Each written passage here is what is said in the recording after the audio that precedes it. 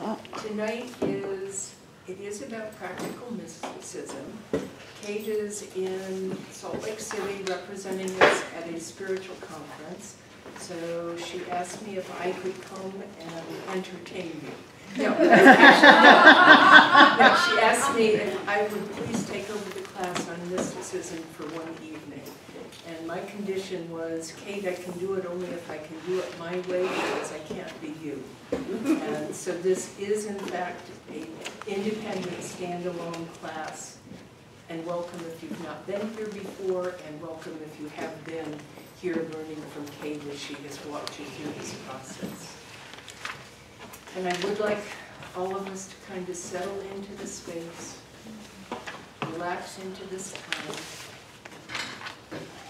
and take a deep breath. And with that breath, remember. Remember who we are, remember all that there is, for there is only one thing going on, and it is good, and it is God, and it is Spirit. It is all there is, all there ever has been, and all that is yet to appear. And here it is us. It is us as we gather in this classroom, in this center, in this circle, each of us an individualized expression of all that Spirit is. And what I know with us, individually and as a class, as a unit of unity, that tonight we open our hearts, we open our minds, and we get this thing called mysticism at an even deeper level. We remember that we are the mystic. We are the mystics. And I'm so grateful for this opportunity to spend this time in this place with this magnificent and marvelous group of mystical beings. And I release these words, knowing it is the truth, knowing it is done, and so it is. So it is. So welcome. Knowing me, I'm going to be sitting down, standing up, sitting down, standing up, because I'm not good at sitting still. So just be patient with me. I'm going to start the class with a very special type of meditation, but for the sake of the camera and for the people who watch this later, I want to explain a little bit about it while we're here in circle. It is a meditation that I first experienced, it would be 5 years ago, in my first time that I took Practitioner 1 training, and John Waterhouse was our facilitator. Since then, I have used it a number of times in groups that I have facilitated, and I actually recently was once again part of it as someone else facilitated it for a completely different group. The focus of the meditation is love, and love is all there is. We actually, one of our ceremonial songs during our Sunday celebration speaks of there is only love. And in this meditation, we get the opportunity to both send love and to receive love, reminding us that all that goes out comes back. All that comes to us, we give back out. So it is a loving meditation. What we do is we sit across from each other, it's pairs, so that one line is sending love while the other sits quietly and receives. And midway through the process, we switch so that everybody gets a chance to send love and everybody gets a chance to receive love. When we come up here into the chairs, I'm going to have the video stop, and I know it's probably strange to the people who watch this, but because it is a very quiet, I don't really speak much at all, I would prefer that we just take that into the silence without the technology with us. Can you say how long it typically takes, just for reference for them? It's usually 10 to 15 minutes of giving and 10 to 15 minutes of receiving, a little bit at the discretion of the facilitator. If I'm witnessing everything going beautifully, nobody getting impatient, I will take it the full 15 minutes. If I start to witness a little bit of unease, then I'll back it off a little bit because I'll know that you've received all that is meant to be received in me. So I will tell you that you will be looking deeply into each other's eyes, and the eyes are the window of the soul, and that's why I thought it was appropriate for this class on mysticism, because as we look into the soul of the person in front of us, we're actually seeing our own soul. So that wonderful, magical connection is just there once we ease and relax into the process. Any questions before we play musical chairs?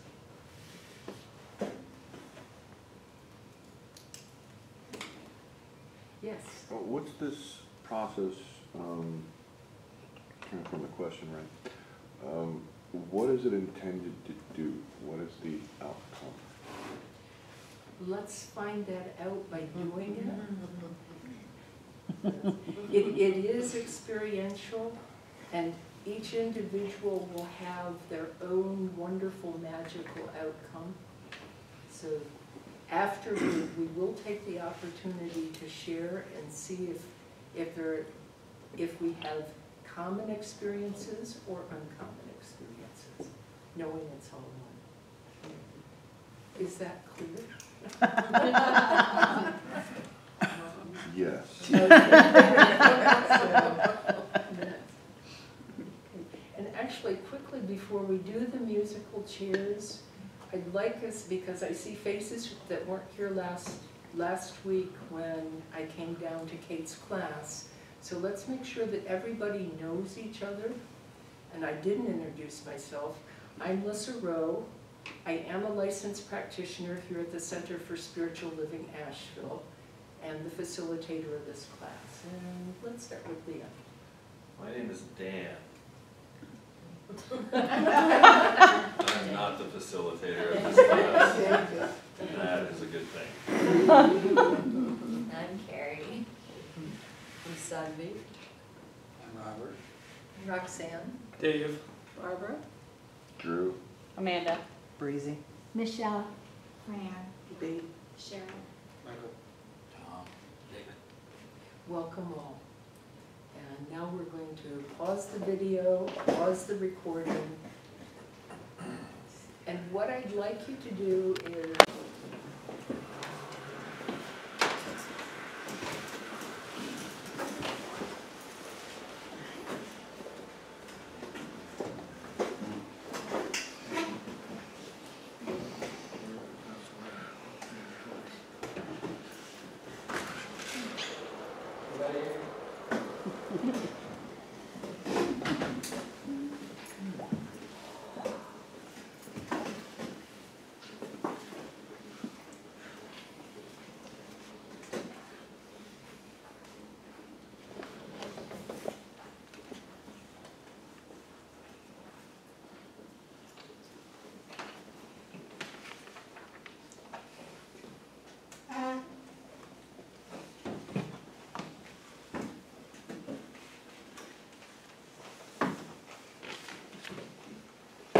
so welcome back. Would anybody like to share the experience they had? Let's start with the people who were receiving love. What experience they may want to share, if anybody does. Yes, Robert. First experience was burning eyes. Yes, yes.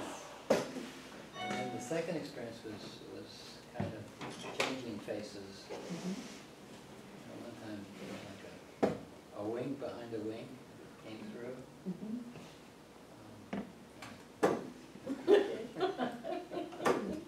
But it was almost like being in this still lake and watching the ripple of the breeze.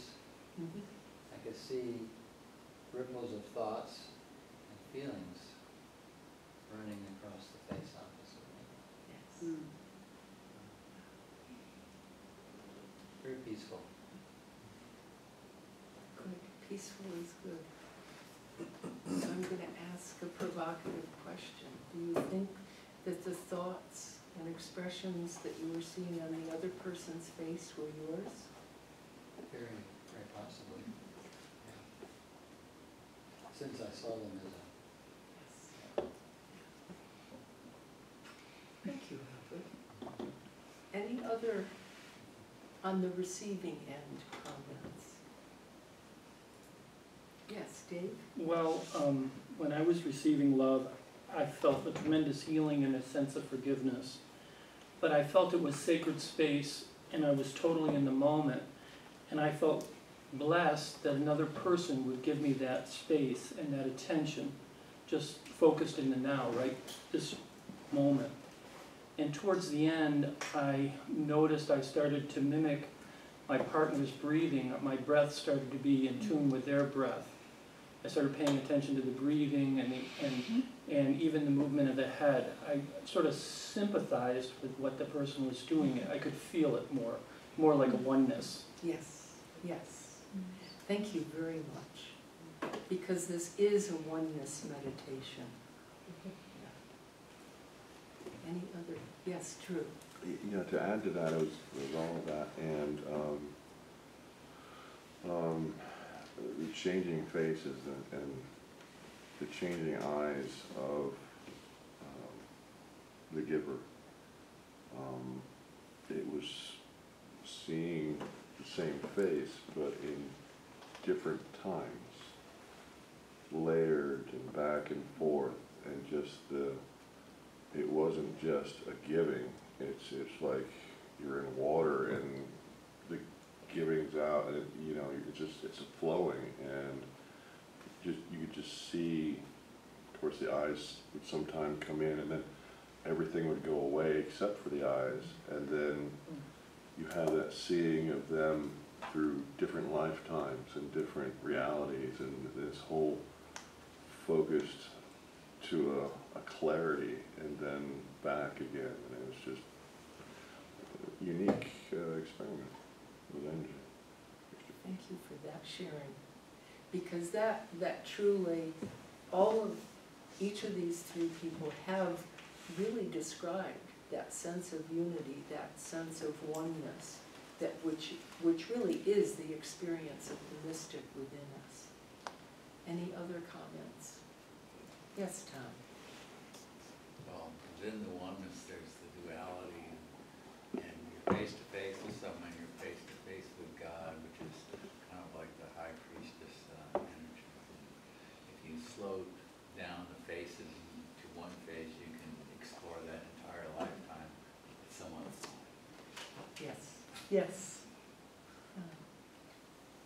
So I felt great joy and held back my laughter as much as I could, and then I couldn't anymore.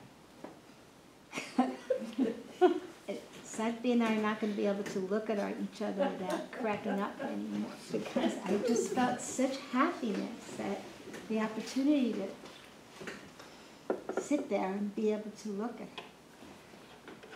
But of course, because pure, unconditional love, whether we're giving it or receiving it, is bliss. And how do we humans express bliss? But as joy, which often comes out as smiles and giggles and laughter and all kinds of wonderful, magical noises and skirmishes. Yeah. Any other? So now, for those of you who were giving love, how was that experience? Or was it even different from the receiving? I thought it was totally different. The first time I didn't know like what to do. I felt like 10 minutes was going to last forever. It was peaceful and nice and all that, but I felt like I had some objective when I was giving, and my surprise was I was trying to just come up with new versions. And I initially thought I might run out, but I guess there's a lot of cool, loving type things to think about. Yes. Or even the eternity of 10 minutes. Yes. 15. Fifteen? The first was almost 15, the second was 13-ish, yeah. It's a record for me. So we went over the 10, yeah. Which explains the burning eyes. Yes, it does. I should have said it is okay to blink. Well, That in no way means you're saying uncle. Any other comments from, I thought it was a lot easier to do the giving than the receiving. Then may I ask a question in regards to that? yes, I've heard when that is the case, then what you need to work on is the other one, the receiving. I've been told that that's something I read recently. I don't know what the experts say. Mhm. I don't even know if there are true experts in this area. I know for myself that when I find myself in an uncomfortable set of emotions, feelings, circumstances, that's what I pay attention to, because in some way it's sending me a message about the work I need to do within myself. So I'm probably agreeing with what you read. I cautioned you a little bit as gently as I could without bringing too many thoughts into you, that my observation has been that for most of us, we're used to giving, but we're not used to receiving. And one of the for me, one of the reasons this is an important meditation to gradually become comfortable with, or leap right in and get comfortable with, is because I believe in that cycle of giving and receiving, receiving and giving, where both are actually the same. And if we block the receiving, we're blocking the greater good, no matter how much good that we share with the world. So it's really coming into balance. In order to receive multiplied abundantly what we give, we have to be ready to receive, willing to receive. So that to me is that was what that little caution was. Be aware that for most of us, the receiving is more difficult, more challenging. Pardon? No, it was not a trick. It was not. Yes, Bea. I was really surprised in that when I got to the receiving end, I've always had difficulty receiving. I'm darn good at Yes. like all of us. But for the first time, I was able to sit there, and it was a sense of calm expectancy. It was just so incredibly soft and gentle, and yet made me feel like special, but not special. It was, I can't put it into words, but it was a wonderful thing to feel in this life. I am delighted that you experienced that. And I like the way you phrased special but not special, because when we get into that space where we really are practicing the presence in all of its manifestations, in all of its human manifestations, I do believe that we get to feel special and yet not any more special, because that's the connection. That's the incredible, amazing connection. So I like that play on words. That was wonderful. Thank you. Any other descriptions, comments? Yes, Tom. I'd like to experience giving and receiving at the same time. I would try to take the pressure off.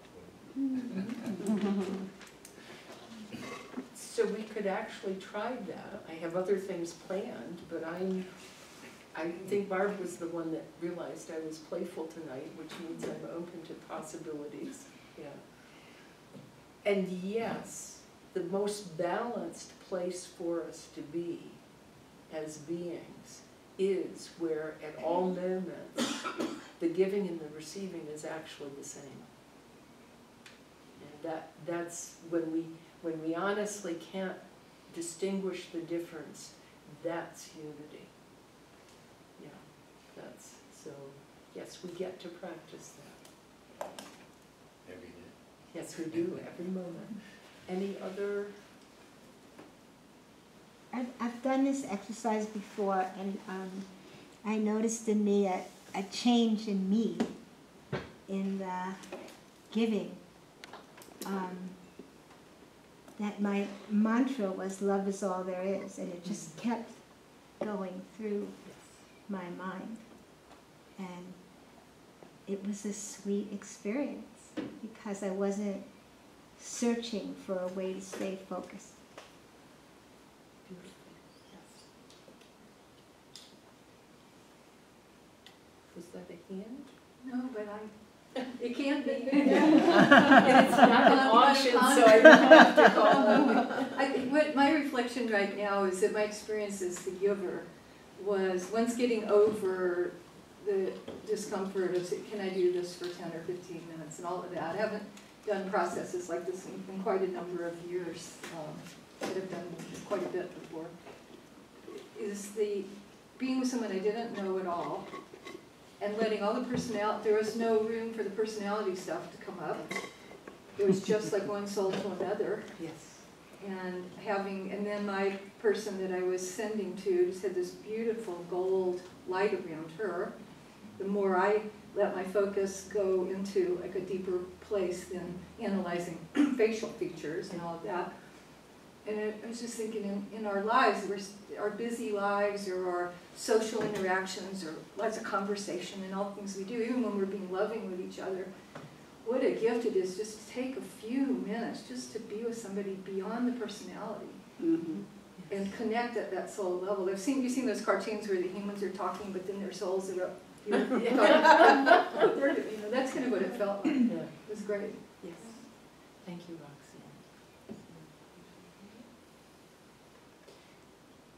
So I especially am grateful that you noticed the light. Did anyone else notice light around the person that they were? Hey, Cheryl? Yes. Barbara? As the facilitator, about 5 minutes in, you guys were just glowing. I was being pulled to come right down the middle, sit between all of you and just bathe in it, because it was just beautiful and peaceful, yes. So, are we complete with that exercise and ready to move on, or? Before we do, I remembered, I did put a quote up here, and a couple of you talked, I know I'm getting out of the camera. No, you're fine. Forgive me, wonderful people. A couple of you mentioned almost that multi-dimensional, multi-time factor that you were witnessing. And when I put this up here, that was not the point for it, but it seems to be very applicable. What some of us were experiencing was what Ernest Holmes said, when he said, spirit is the limitless, which is all space. Spirit is timeless, within which is all time. And that's really what I was hearing some of you say that you were experiencing. And that absolutely is an expression and an experience of unity. And that is what mysticism is. Is there anyone here that still doesn't believe they are a mystic, that each of us is a mystic? Do we have any skeptics? Since some of us haven't been in the class, how Yes. do you define mysticism or being a mystic? And again, this is from me, it's not from the books. although it is absolutely has been influenced by what I've read over the years and what I've experienced, a mystic is one who has experienced the unity of all life, that absolute oneness. Pure and simple, that's it. Not because they were told to, not for any reason, it was, they just came to that realization, there is only one, and they felt it. Now, the mystics that we hear about, the famous mystics through the ages, obviously it was a more consistent, constant awareness, because I think it's simply an awareness. I think in all moments, in all ways, all of us are mystics, but it's being aware of the presence. That's why it's practicing the presence. With these types of exercises, as well as other ways that we create within our own life.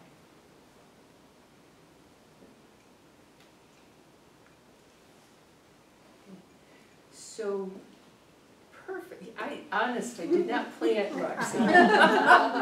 But we are one. That's exactly right. So it's kind of the perfect segue into what I'd like to open up for discussion is sharing moments in our lives that we've actually experienced that sense of, oh my goodness, there is only love. Oh my goodness, there is only one. Oh wowie. However we express it, however we feel it. And it doesn't have to be these wild, multicolored, multidimensional, which some of us do experience. It can be as simple, I'll give you, looking into the eyes of a pet or a beloved, and suddenly there's no space, no difference between your being and their being. It can be that simple. And those are the kinds of, any experience like that. And the reason I would like us to share is because what we really are after in this class that I'm teaching, and I think it's really what Kate is also guiding us, is remembering, paying attention, taking notice. So when we can share moments like that, we get to say, oh yeah, I remember when. Or it could be, oh wow, right now. So, any thoughts? Yes, Tom. My view has always been that the mystical viewpoint is not a memory, it's an actual experience of higher vibration. I kind of experienced 8 different levels, from just being here in my body to being in the mind of my body, and then being in the energy body, and then being out of my body. And those are all different levels I can experience. And as a mystic, if I can, easily experience any of those levels, then, things are going well. If I'm stuck anywhere, then my mystic's kind of like off on left field. And so, if I heard you correctly, it's not the memory. And you're right there, it's not the memory, but a way for us to pay more attention and become more aware is to remember the moments when we had that vibration, when we had that connection, when all the doubt, the fear, whatever we want to call it, just wasn't there. Well, here at the coffee table, it is a memory. In the chair, it wasn't. There, see, yes, okay. Santi. I had what I call an experience, a direct experience of pure consciousness.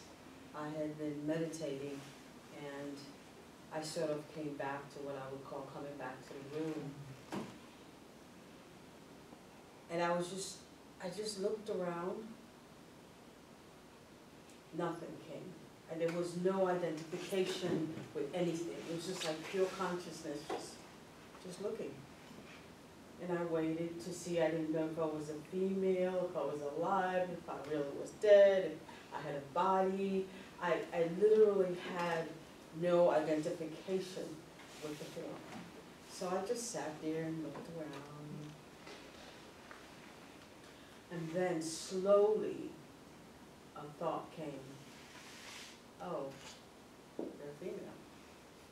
And then another thought came, and then another thought. And all of a sudden those thoughts just strung together, and I was like, oh, okay. Here I am. I mean, you know, it sounds mystical. Yes. Because it was. Yes. And it is. And I describe myself, first thing I'll say is I'm a mystic. Yes. Because I live in the world, but I'm not of the world. And I have the, you know, so I have these experiences more and more. Holding a newborn. I used to be a postpartum doula. I'd just sit there and stare at him and we'd just be one. Yes. And nothing to do, just be. Yes. Yes. So, and I have it more in my life. Her looking at me and sending me love. Oh, it's just these cells just dancing, you know, just happy. You know, not a form happy, just consciousness happy. Beautiful. Thank you. Other experiences. Yes, Jim? I don't know, I don't think I've ever been quote-unquote norm. Do you know anyone who is? You're in the right place. I've always thought of myself as outsane instead of sane or insane. I've had out of body and all kinds of stuff like that since I was as long as I can remember.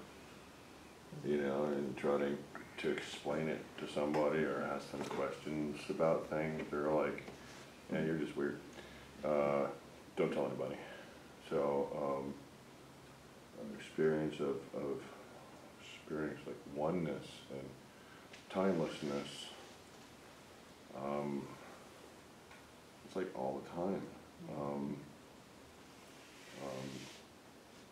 I guess more times than not, it's, I guess I can count times when I'm away from it, more times than I can count that I'm in it, and I just didn't really know that was, everybody didn't do that, like, all the time, you know, well, like, I mean, well, he I'm sure several people get it, even if they don't say anything, but it's, you know, I can go dimensional or whatever you call it, pretty much any place, and but being here and with everything here, it's like just like being in the chairs. That was I was very cognizant of everybody's energy and it flowing around. It's like his energy just doesn't go this way. You know, it goes everywhere. So to me, you know, I see a lot of things that most people probably wouldn't and shouldn't tell anyone, probably, especially psychiatrists. That's been all my life, and as far as I can remember. So,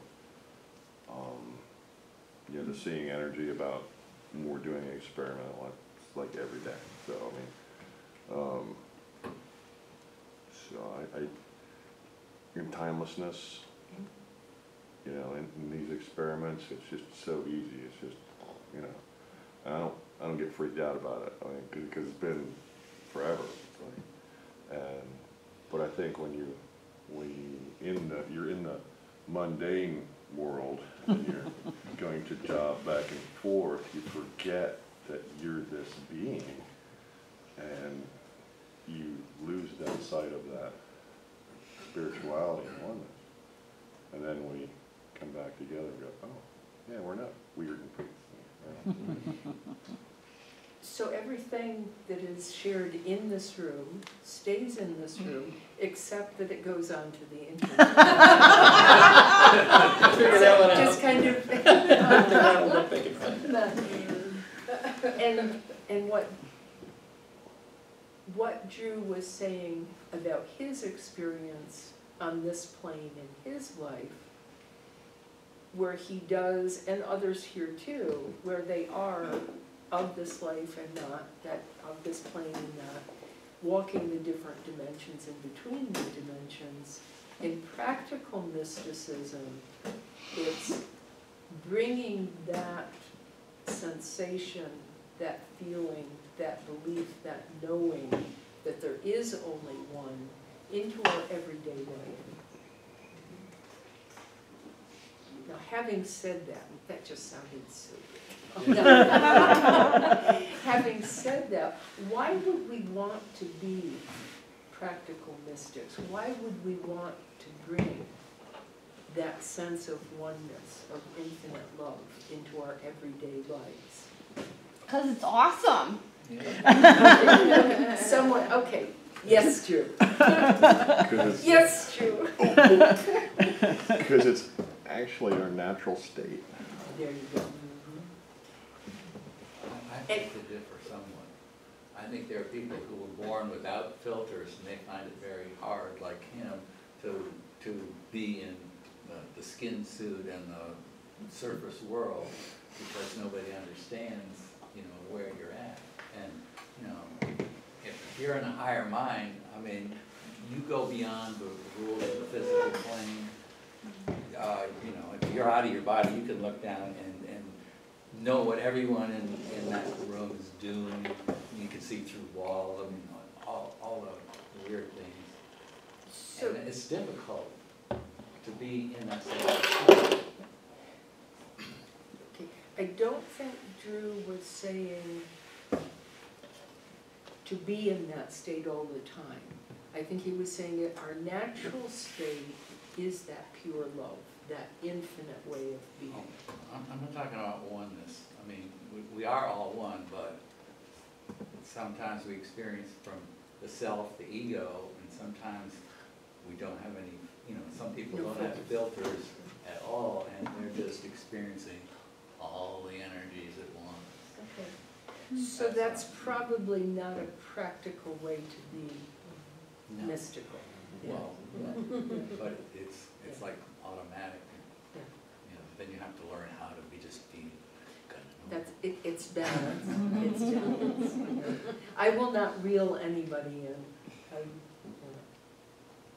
But any other thoughts in answer to that question? Why would we want to be practical mystics? Why would we want to recognize that we are mystics? Why did you take Kate's class? Yeah, Dave? To bear fruit, to give something to the world, Yes. to leave it better than you found it. Yes, yes. To shift the perspective, to shift the perception, to be love. It's almost like teaching by example. That each one of us goes about our daily business, but if you're informed by the mystical part of you, I think that it goes out to everybody around you and it lifts people around you. Yes. If you're going out to life and do your job, with oh heck, I gotta go work, da-da-da-da-da, nothing is gonna shift. Mm-hmm. It's what Dave said. I would say personally that life is better, sweeter, nicer, fuller, more exciting. And if I have the opportunity to create that, then I'm gonna. Why wouldn't I?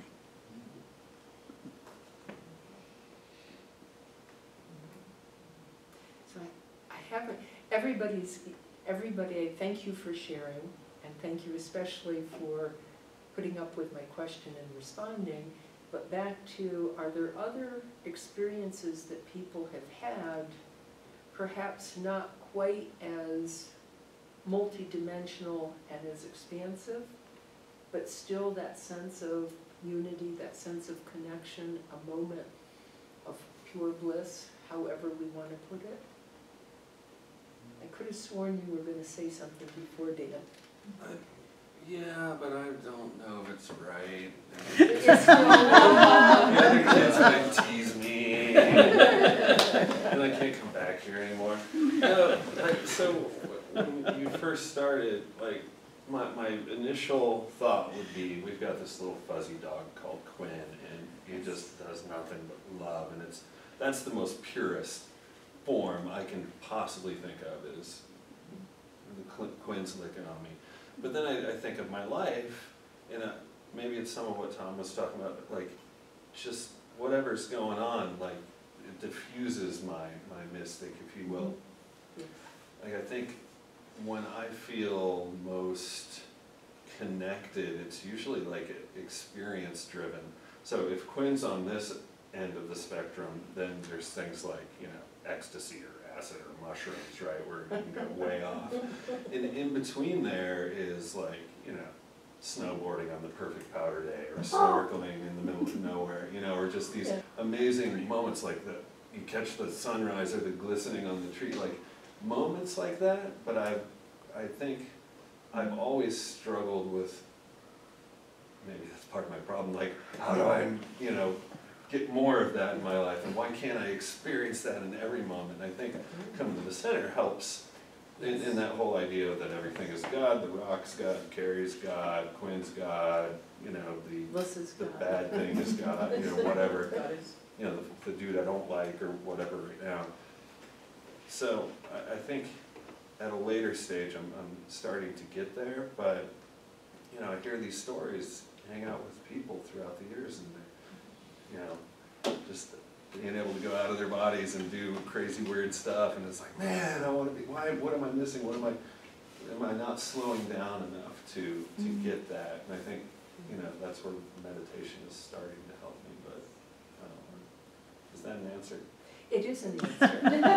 It's actually, it's a number of different answers. And brings us back to the point, each of us is an individualized expression of the divine. What I like is divine diversity, magnificent multiplicity. That's how I like to view the world.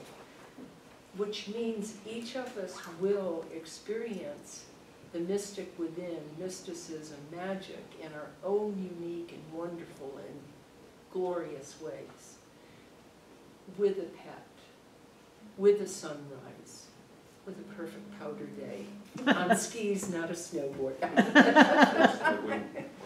Yeah, well, all of those are moments of mysticism.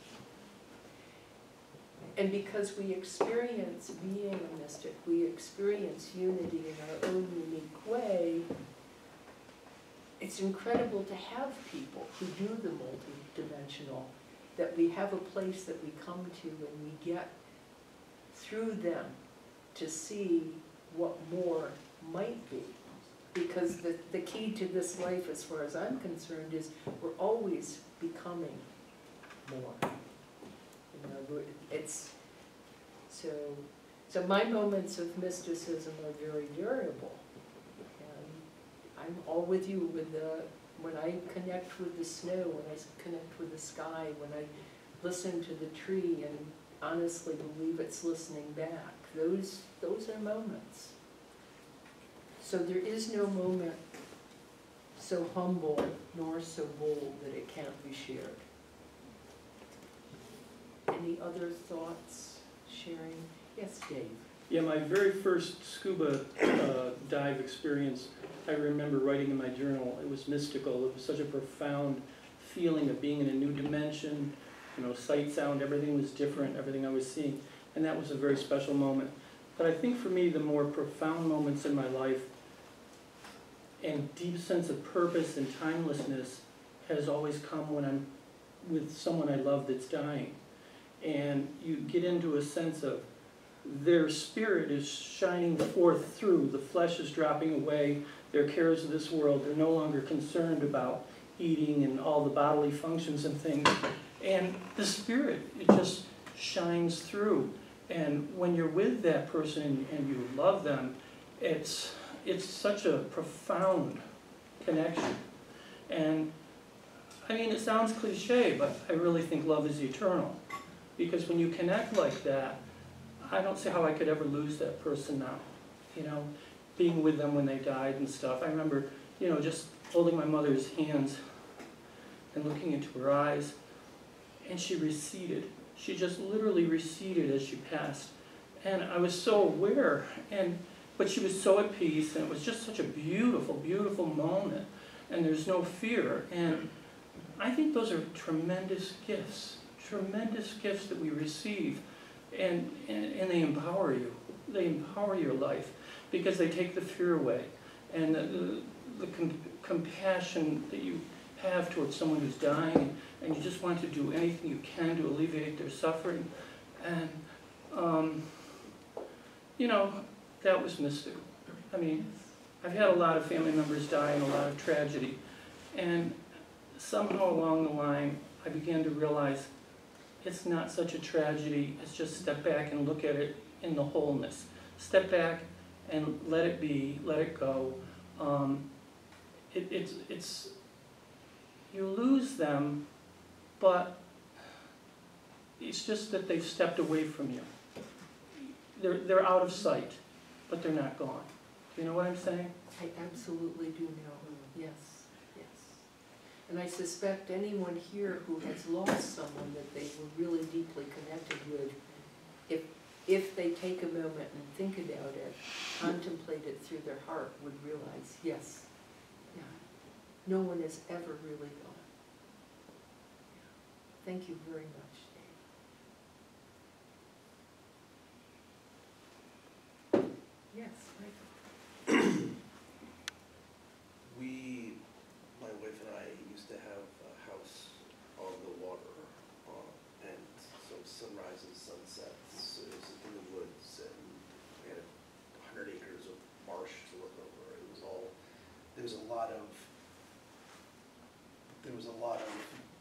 being awed and being connected to the vastness. But for me now, one of the more consistently profound, mystical, or connection moments for me is oftentimes when I am able to get within myself, because I've spent a lot of time just being aware and managing and monitoring things, but rarely a Sunday goes by in the center where we'll sing, There's Only Love, and they'll get to the line where, close your eyes, quiet your mind, and hear Spirit gently say, yes, there's only love, and when everything else drops away, and I'm able to feel that in and of myself, for me has been a very powerful oneness mystical experience. thank you. Yes, the words of a song, a particular kind of music, often, I think for many people, is what will transport them. It touches something that allows us to get out of our own way. So yes, absolutely. Yes, David. Yeah, I was gonna say, I like to time travel or space travel, and especially often in meditation. Yeah, it works for me. And that's obviously Yes, it is. transcendental.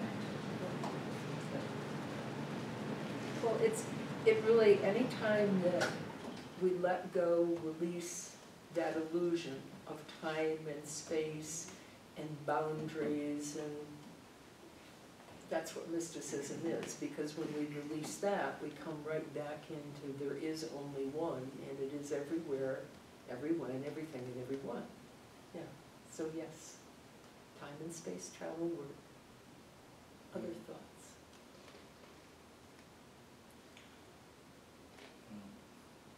Just thinking about the music thing, that always did it for me, but I spent my youth, you know, always looking for sex, drugs, and rock and roll out there, and then eventually I realized, oh, you can do it anytime inside, and that was kind of like, you know, stop the compulsion of, you know, burning yourself out or having to do it in the physical plane or whatever.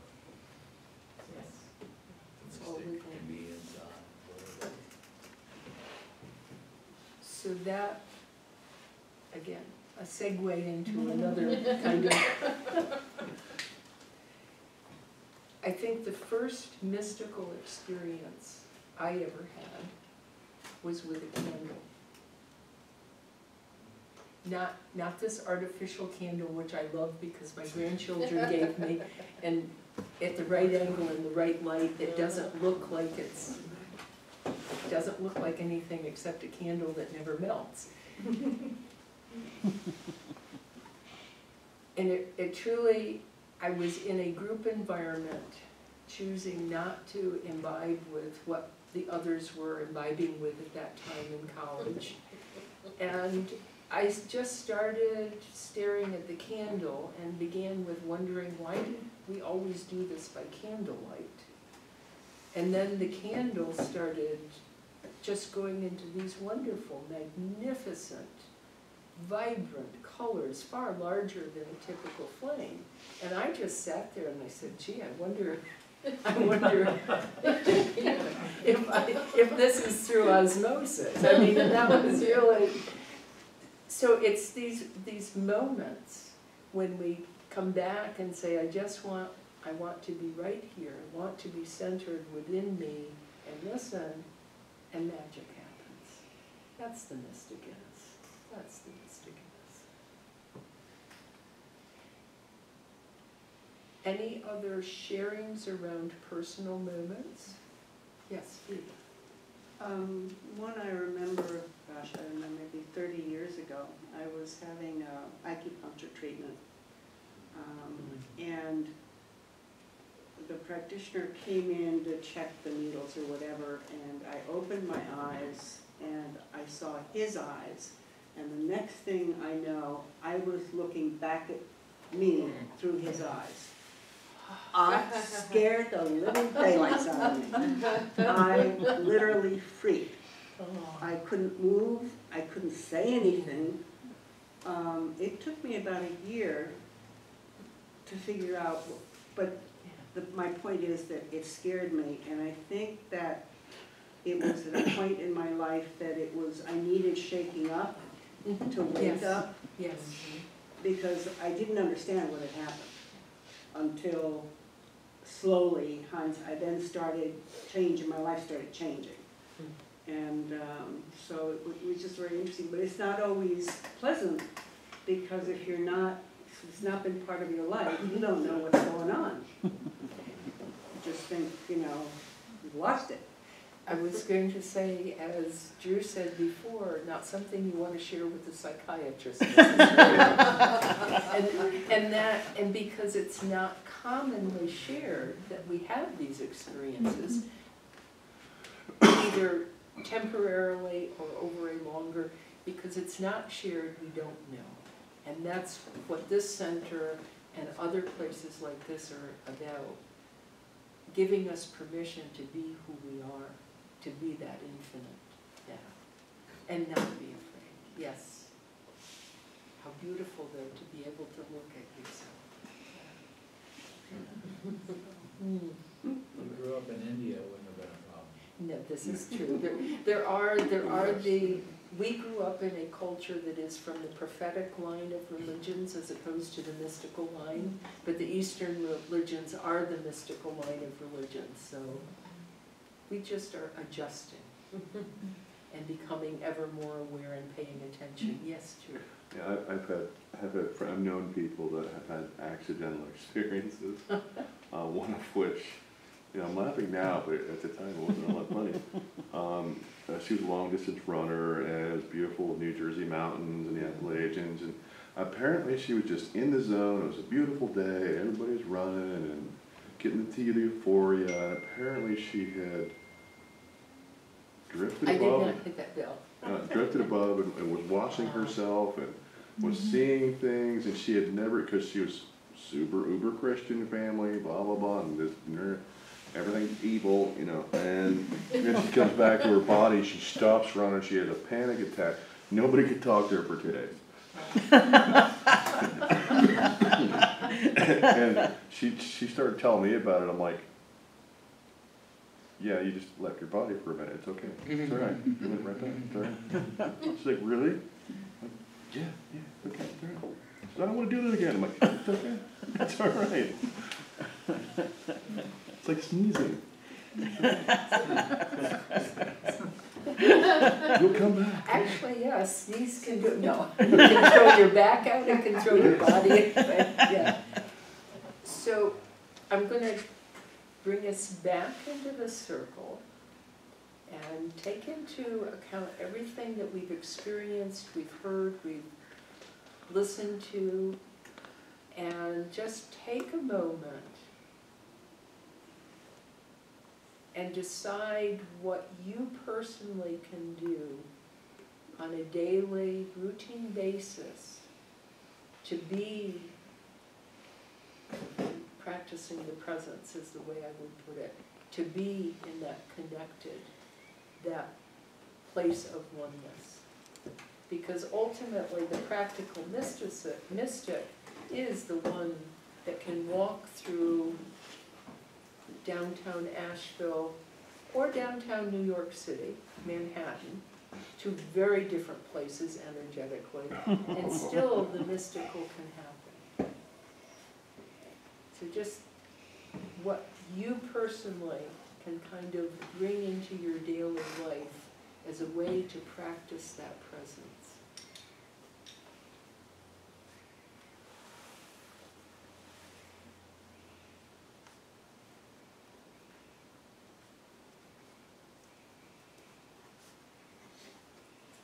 And while you're writing, for those of you who were in class last week, I'll give you a hint on some of the possibilities.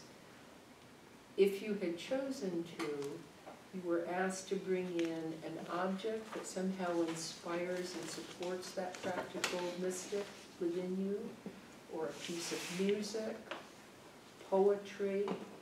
So there are ways, those are just a few of the possible examples. The exercise we did up here should give you some other possibilities.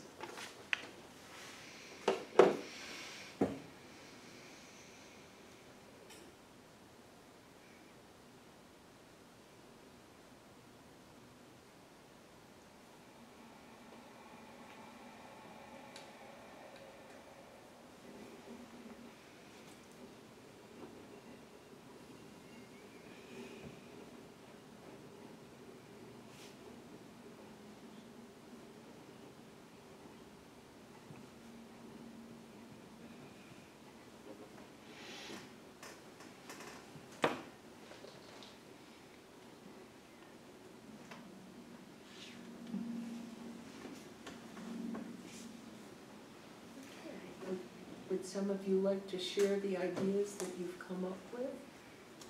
I saw pens writing and furrowed brows, so I know some thought was going into this. I hear giggles.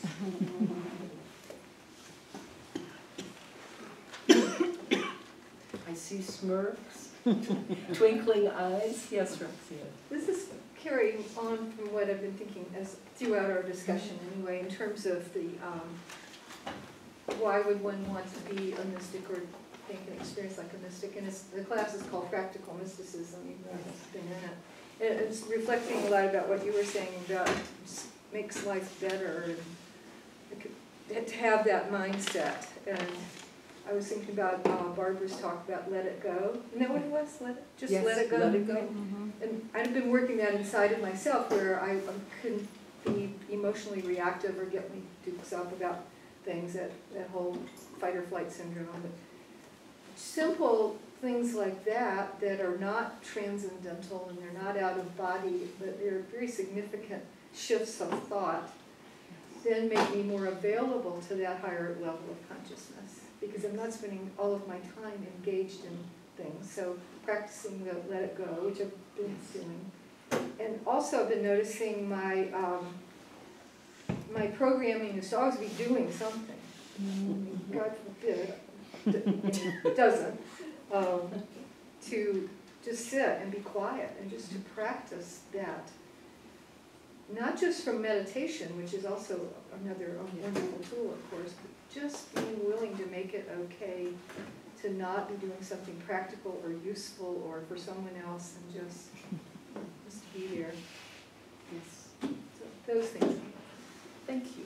Wonderful ideas. And it's okay if we steal, as long as it's in a loving kind of way. I think I'm quoting Kate on that. So if somebody has an idea that resonates, feel free. Other thoughts? Yes, Kate. For me, I need to silently walk in nature. And nature is a wonderful reminder. Yes. In all of its iterations. Yes, Frank. Having a daily morning spiritual practice, Yes.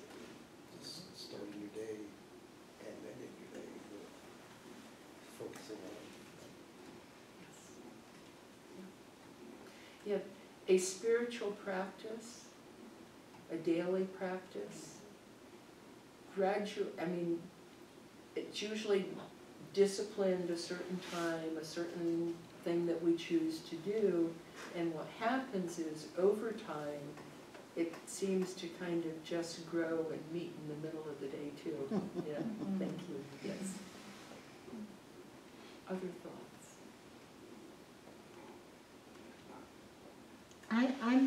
I'm intending to meditate longer, to stay beyond the point that I want to get up, and see what happens when I do that. And again, stretching what we now do to become a little bit more. Yes, thank you, Michelle. Stretching our meditation, stretching our quiet, stretching our letting go. Yes, becoming more.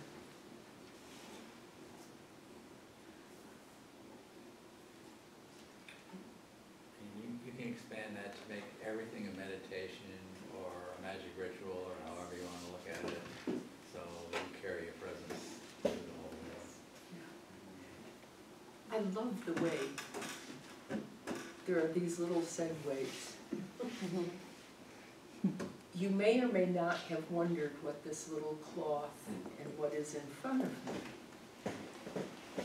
One of the ways I practice the presence is to identify that within my life that I consider sacred, and either place it in a way or carry it with me in a way that it can be a reminder. And what I have here is kind of it's a small portable altar, and the candle reminds me of my first experience. The feather reminds me of the times that I felt like I was flying or singing as a bird.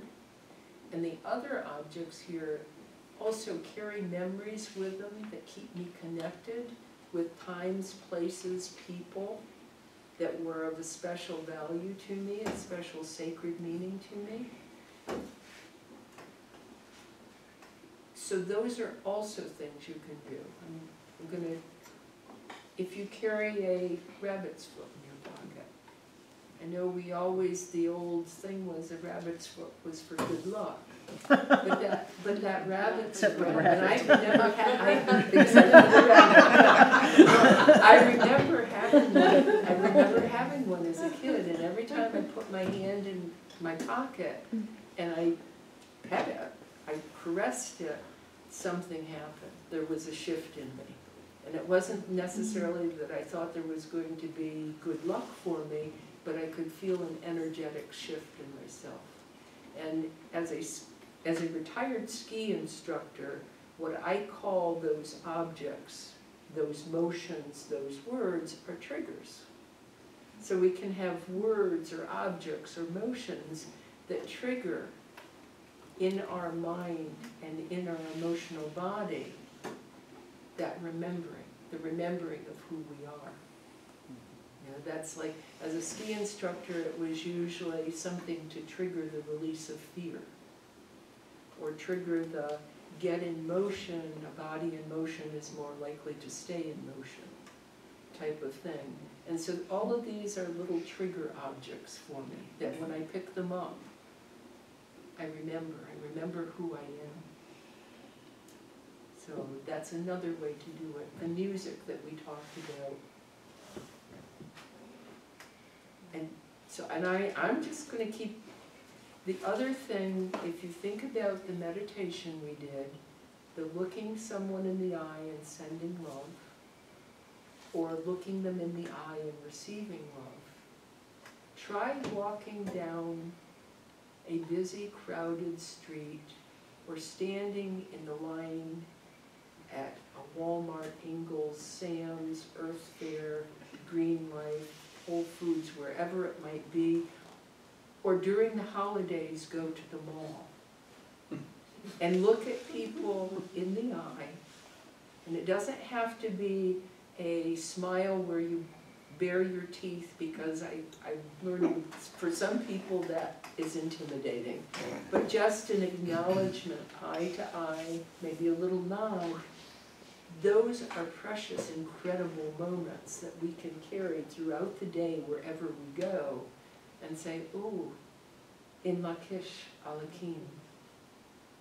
And Sadvi, maybe you'll share with the rest of the class what in Lakish Alakim means. It's a Mayan saying, and it means, you're just another one of me. Yes. Or what Mama said. Okay, so that's kind of wrapping up our class. I'm going to pass the baskets, and please stay because we're also going to do a round robin closing treatment after we have done this.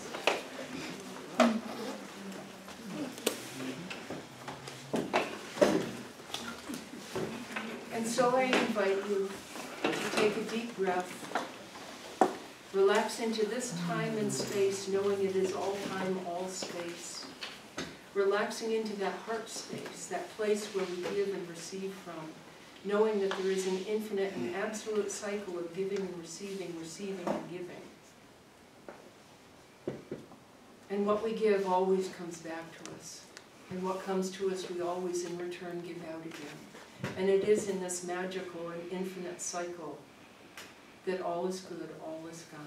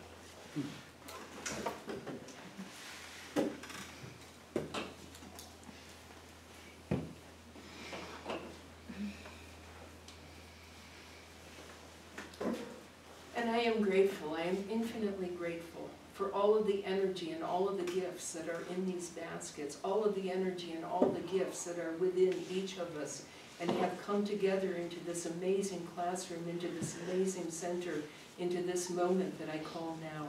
And I'm so grateful for what we have shared, what we have learned. And know that we will continue to learn and share and learn as we go out into this night and out into each of our individual lives, remaining connected, knowing we are one. And so it is. And so it is. And for the closing treatment, if we could stand up,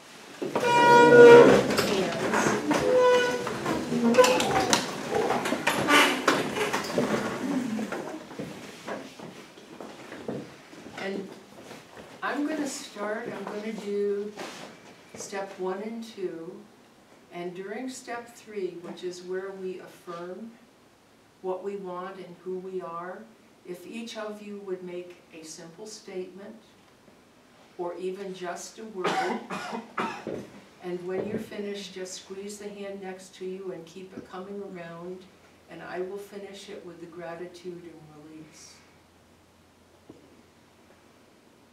And what I know is that one infinite and divine and absolute energy, that source that is all there is. It is light and love and wisdom and beauty and joy and peace and power. It is that which permeates, penetrates, and radiates in, through, and from each of us, all of us. All that has been, all that is, and all that is yet to appear, for it is the visible and the invisible, the imagined and the yet to be imagined. And here it is each one of us. We showed up as that divine and infinite presence, that source. It came here as us, individually in our magnificence, and collectively as this wonderful and magical class, this circle of hands, this connected human bond. And I know in this moment, this infinite moment of now, that I am love. I am loved, and there is only love.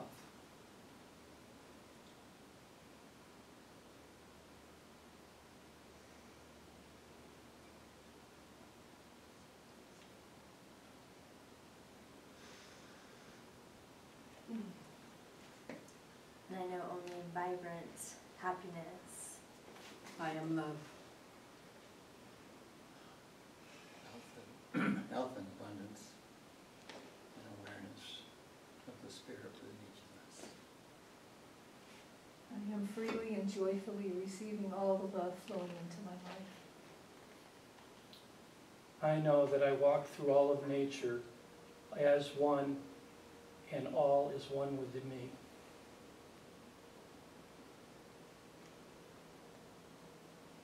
Love for all beings. I know that we are all one with the divine, whole and healed, happy. I know that the universe knows better than I, and I again release my need to be in control. Joy and harmony. Perfection. I fully embrace love. Heartfelt appreciation. I know I am blessed, I am rich, and I am free. I trust and surrender to knowing that there is only love. I make the magic link connecting all dimensions. I am that I am. And having listened and having heard, with eyes that see and ears that hear, I am so grateful for all that each of us is, all that we have presented in this affirmation, in these affirmations, in this circle, knowing that all that I want for myself, I want for everyone, and what everyone wants, I want for myself. For there is that only that one infinite and absolute, divine, one, unity. And with this gratitude and with love, I ask that each person here, right now, release these words and release them with, Yes, we are, and so it is.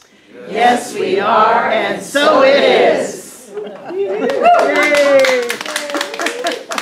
you. Thank you. Thank you, Lisa. That's wonderful. Yeah, I saw that. Good love you gave. Well, yeah. Whatever. I think let's go back and forth. Have a good evening.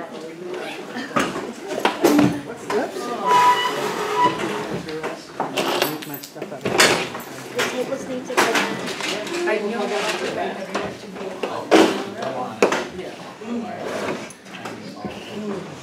Oh, that reminds me.